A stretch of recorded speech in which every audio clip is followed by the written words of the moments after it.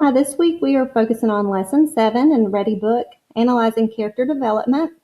The standard for this week is RL 6.3. It's the same as it was last week for Lesson 6. However, last week we focused on the plot, and this week we're going to focus on how characters change or respond as the plot moves toward a resolution. So what makes the characters in a story seem real? It's all in the details. Authors can describe the characters' attitudes or how they think, act, and feel. They can also describe the characters' motivations or the reasons for their actions. Often a character's attitude and motivation change during a story as the story unfolds.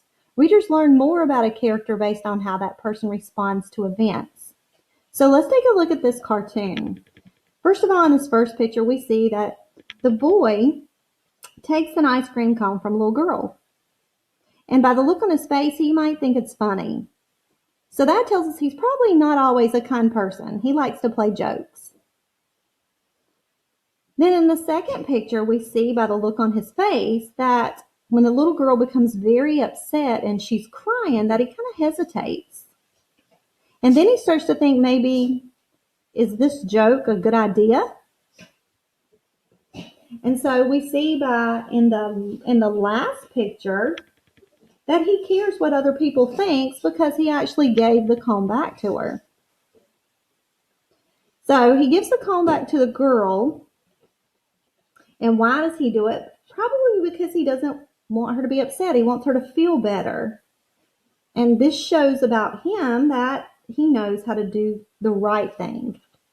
Characters in stories often change in response to events. If this sounds familiar, it should. It's one of the ways in which authors make their stories similar to real life.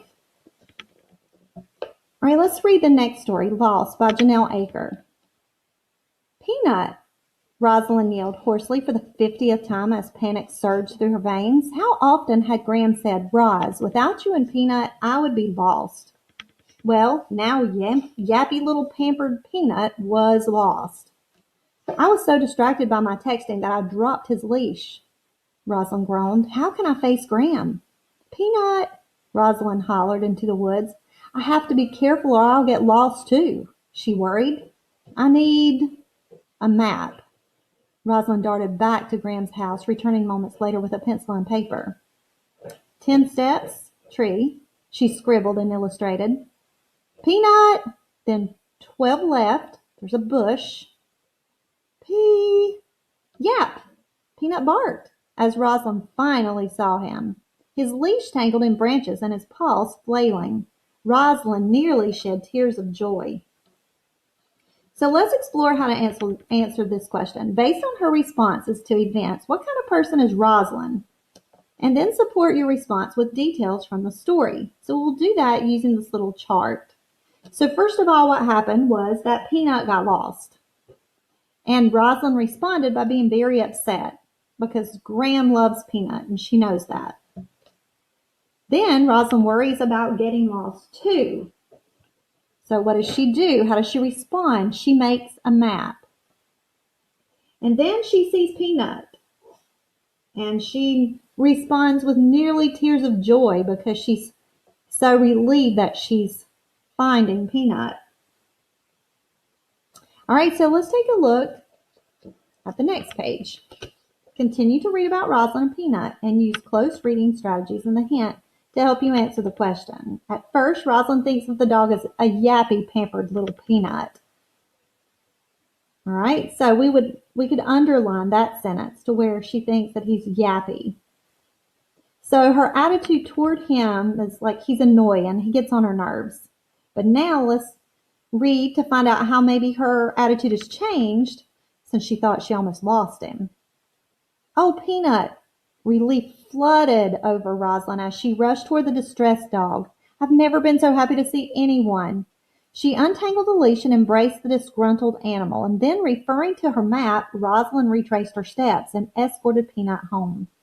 Later, when Graham returned home, Rosalind confessed everything. I'm sorry, she concluded. I'd be lost without you and Peanut. So why does Rosalind's attitude toward Peanut change? Losing Peanut makes Rosalind realize how important the dog is to both her and Graham. Rosalind is sure she'll get into trouble for texting instead of watching Peanut. Rosalind's fear of getting lost in the woods makes her understand how Peanut feels. Or Rosalind is grateful to Peanut for giving her the chance to become a better person. So if you go back to this last paragraph, it says, Rosalind confessed everything, and she says, I would be lost without you and Peanut. So this sentence is textual evidence that supports A would be the correct answer, that losing Peanut makes Rosalind realize how important the dog is to both her and to Graham. So what you're going to do the rest of this week, or for the rest of the week, you're going to read Reaching the Top, and you're going to answer the questions that go with Reaching the Top to see how the circumstances in the story cause a character to change or respond. And you're going to read From Departure, which will be the next story. When you finish, you're going to type all your answers into Ready Lesson Form 7, and you are going to submit that to me.